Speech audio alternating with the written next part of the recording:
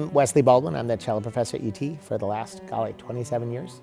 Creating the Tennessee Cello Workshop was one of the first things I did when I got to this faculty.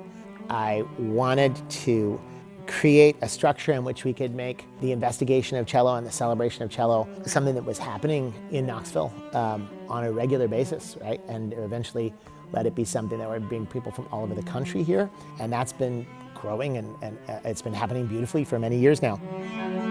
One thing that is really unique about this workshop is how many people come from different states just to be here.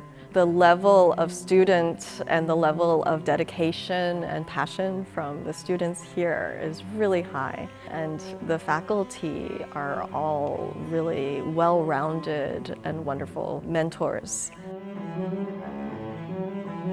Wes does such a great job of bringing in new faculty or bringing repeating faculty and just making such great camaraderie. As a faculty member, it's also just a wonderful opportunity to hang out with my peers.